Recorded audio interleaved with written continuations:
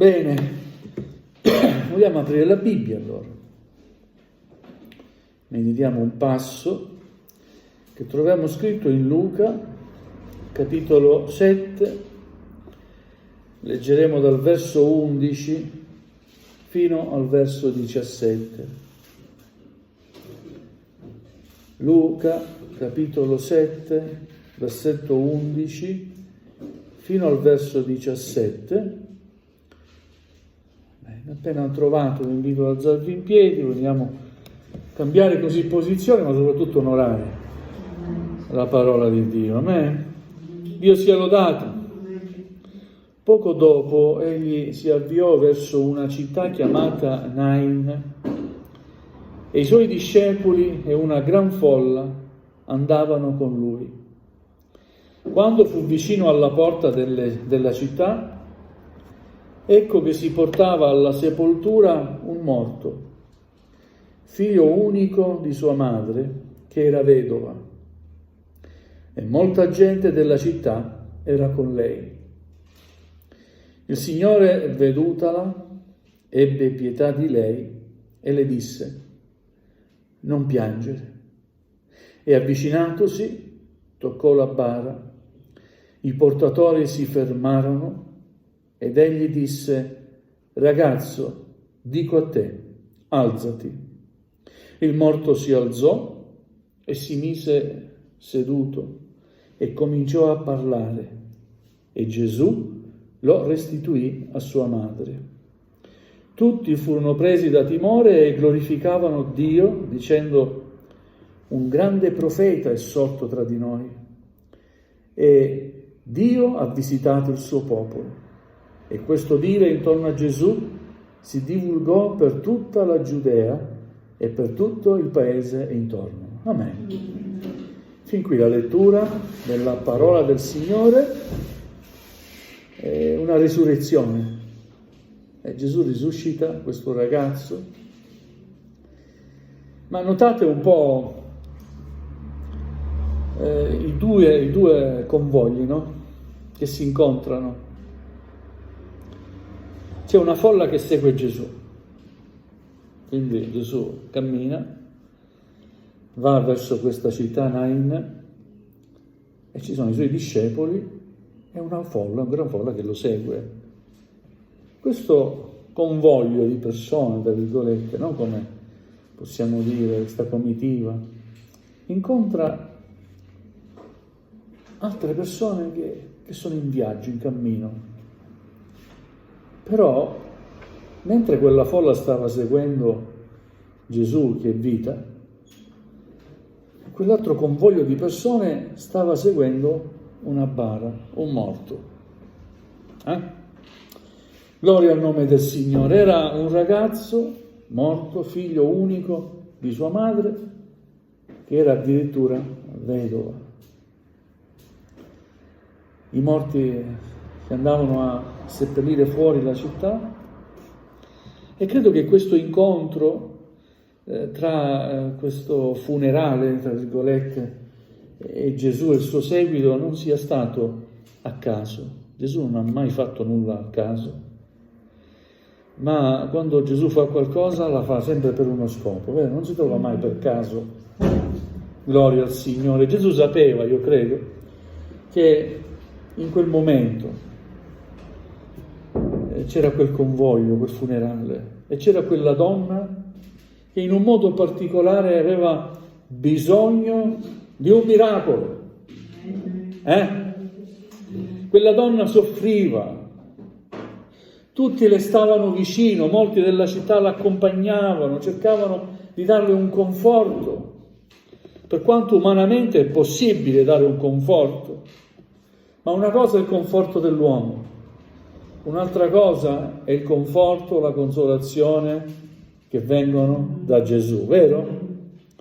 Alleluia. E quella donna soffriva perché oltre ad aver perso il marito, aveva perso anche il figlio, l'unico figlio maschio. Come poteva vivere? Chi la manteneva questa donna? Ma al di là del vivere, del mantenere in vita se stessi, quando si perdono le persone care a noi, C'è qualcosa che muore anche dentro di noi, vero? E Gesù sapeva il dolore di quella donna e si trova proprio ad incontrare questa donna. Signore, vedutala, leggiamo, abbiamo letto, ebbe pietà di lei e gli disse: non piangere. Sono belle queste parole che dice Gesù, non piangere. Sono profonde. Forse quella donna non riusciva a piangere esteriormente, ma il suo cuore piangeva. Non piangere. Quando si incontra Gesù, la vita cambia. Quando si incontra Gesù, c'è un miracolo grande nella nostra vita. Questa donna ha incontrato Gesù e ha ricevuto un miracolo grande. Il figlio è tornato in vita. Gesù ha compiuto un miracolo e lì, mentre tutti lo guardavano, ha risuscitato quel morto, quel ragazzo, ha toccato la bara e poi ha rivolto a quel morto una parola. Ecco, il tocco di Gesù e la sua parola. Un po' quello che è successo nella nostra vita. Siamo stati toccati da Gesù? Abbiamo recepito la parola del Signore nella nostra vita? Gloria a Dio, abbiamo ricevuto un miracolo. Perché anche noi eravamo morti. Nella nostra vita c'era morte. Nel nostro cuore c'era morte, ma dal momento che abbiamo incontrato Gesù, abbiamo incontrato la vita. La vita ha sconfitto la morte. Amen? Alleluia, Gesù ha sconfitto la morte, non solo per questo miracolo o per la risurrezione anche di Lazzaro, no, soprattutto per la sua risurrezione. Amen? Gesù è risorto. Ha vinto la morte. Alleluia. Questa donna aveva morte nella sua vita, nel suo cuore, piangeva profondamente, ma questo incontro con Gesù ha cambiato la sua vita. Alleluia. Gesù ha toccato la bara e quando ha toccato Gesù la bara, i portatori della bara si fermarono e Gesù poté parlare: ragazzo, dico a te, alzati. E a questa parola, alla parola di Gesù, che è vita e produce vita, il morto si alzò e si mise seduto e cominciò a parlare. E Gesù lo restituì a sua madre. Amen. Gloria a Dio. Questo miracolo suscitò, questa risurrezione, timore. In quanti erano lì e hanno visto tutta questa scena, no? E tutti glorificavano Dio e dicevano: un grande profeta è sorto tra di noi. Gesù è un grande profeta. Ma ancora di più dicevano: Dio ha visitato il suo popolo. Io credo che oggi più che mai ci sia bisogno della visita di Dio in mezzo a noi. Vogliamo anche noi dire: Signore, visita il tuo popolo. Perché? Perché tante volte, pur essendo credenti, siamo come morti. Pur essendo credenti, pur dicendoci pentecostali, siamo come ammutoliti e in silenzio. E vedo solo spettatori che guardano, che ascoltano, e neanche molto attentamente. Però quando il Signore tocca, quando la sua parola viene recepita, quando si sperimenta veramente il tocco di Cristo nella propria vita, io credo non possiamo più rimanere insensibili, o no? Ma dobbiamo renderci conto che chi ci ha toccato non è stato una persona, è stato colui che ci ha creati. Amen. E quindi quando il Signore ha toccato il nostro cuore, da quel momento deve esserci qualcosa di diverso dentro di noi. La morte che ci portiamo dentro non deve esserci più. Ci deve essere la vita di Cristo il Signore. Amen. Ci deve essere il suo Spirito. Amen. La sua parola che è una parola vivente. Non è lettera morta fino a se stessa. È parola vivente. Alleluia. Produce sempre vita la parola del Signore. E quello che abbiamo fatto ieri, leggendo semplicemente i capitoli del Vangelo di Giovanni, non deve essere inteso come qualcosa che è inutile. No, si legge la parola di Dio. Per molti è qualcosa di superfluo, per molti, ma tra molti ce ne sarà qualcuno che sentirà la chiamata alla vita, sentirà il bisogno di andare verso la luce, sentirà il bisogno di liberarsi da tutta quella morte che porta dentro, perché in Cristo Gesù c'è vita. Amen. Gloria al Signore. Allora Dio ci dia grazia, fratelli e sorelle, di manifestare veramente il cambiamento che c'è dentro di noi, dal momento che abbiamo incontrato la vita, la verità, la luce, la via, la vera via che conduce in cielo. Ed ecco che il mondo ha bisogno di vedere proprio queste manifestazioni, la manifestazione dei figli di Dio, di persone che erano in un modo ma che possono testimoniare: ho incontrato Gesù, e lo possono testimoniare con gioia: ho incontrato Gesù. Il mondo ha bisogno di vedere una Chiesa che veramente è fondata sulla luce di Cristo, sulla verità di Cristo. Amen. Non che si aggrappa gelosamente alla denominazione. Noi predichiamo Cristo crocifisso, sapienza e potenza di Dio. La salvezza viene da Gesù. Chi può salvare è Gesù. Amen. Alleluia. Quindi vogliamo pregare il Signore affinché veramente il popolo di Dio sia visitato da Lui stesso, affinché ci sia un meraviglioso risveglio, affinché non possiamo addormentarci o perseguire in questo cammino come se seguiamo la morte. No, noi seguiamo la vita, la vera vita, noi seguiamo Gesù. Amen. Il mio posto non deve essere dietro un funerale, no, verso persone che vanno verso dietro la vita. Amen. E voglio sentirmi circondato da persone che seguono la vita, che amano la vera vita, alleluia, e si adoperano per la vita eterna in Cristo Gesù. Alleluia. Questo noi dobbiamo essere.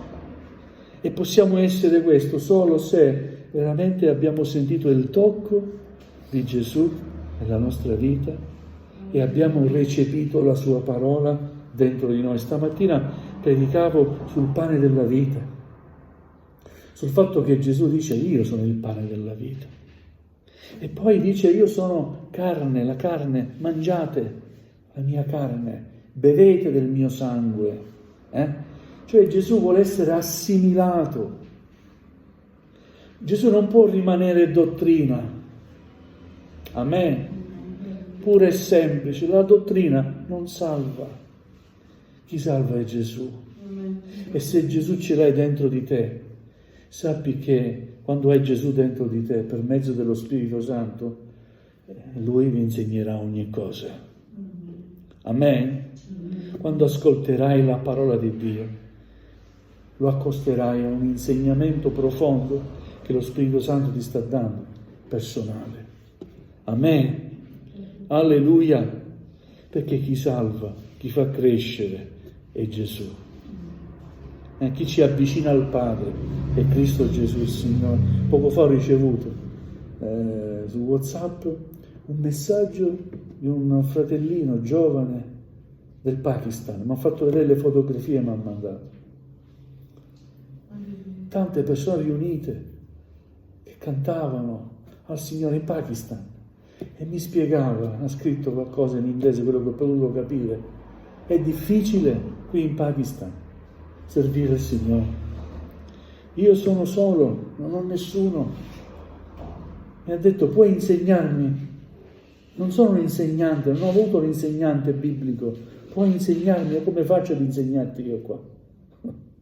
Io ho scritto semplicemente una cosa, in inglese.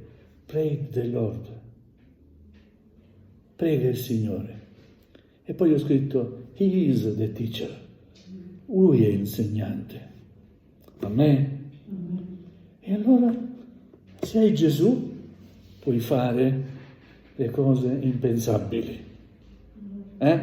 Chi ha Gesù dentro di sé ha la vera vita. Chi ha Gesù ha una forza per andare avanti. Chi ha Gesù non si abbatte anche dietro alle difficoltà della vita che ci sono. È vero? Tutti possiamo perdere persone care. Non è capitato spesso che Gesù ha risuscitato qualche persona cara che abbiamo perso, ma le persone care che abbiamo perso sappiamo che sono alla sua presenza. È vero? E questo noi che abbiamo Lui dentro di noi produce certezza, consolazione, che un giorno saremo insieme per l'eternità. Quindi non inseguiamo la morte, non inseguiamo tristezze, no? Seguiamo la vera vita e andiamo avanti. Ci capiteranno tante cose, perderemo persone care, ma noi andremo avanti perché sappiamo che la risurrezione e la vita è Cristo Gesù il Signore. Amen. Alleluia! Un giorno il Signore ci porterà insieme nel cielo e saremo con Lui. Certamente abbiamo a volte il timore dentro, ma chissà se vedrò i miei figli nel cielo, chissà, non lo so. Io so solo che in questo momento ne stiamo predicando anche ai nostri figli, vero? E mentre gettiamo il seme alle persone inconvertite, sappiamo che tra queste persone inconvertite ci sono anche i nostri figli, i nostri cari inconvertiti. Eleviamo le nostre preghiere per loro. E poi che sarà? Il Signore farà ciò che è giusto. Che faremo adesso? Ci fideremo del Signore. Amen? Vedete, il Signore comprende il dolore di tutti. Quella era una mamma. Gesù ha compreso il suo dolore. E le mamme, i genitori, papà, quelli buoni, portano a volte tanto dolore per i propri figli. Ma il Signore comprende. È vero? Ci crediamo? E quello che dice Gesù a quella donna, non piangere, lo dice anche a noi, non piangere, ma continua ad andare avanti. Segui la vita. Alleluia, gloria al Signore. Il Signore è veramente buono. Come sa capire Lui ognuno di noi? Nessuno lo sa fare. Quindi vogliamo essere fiduciosi. Amen, nel suo aiuto. Dobbiamo essere fiduciosi quando preghiamo e confessiamo al Signore anche il dolore che ci portiamo dentro. Dobbiamo essere fiduciosi e vogliamo ricevere dal Signore quella parola di consolazione che nessun uomo potrà mai darci o dirci.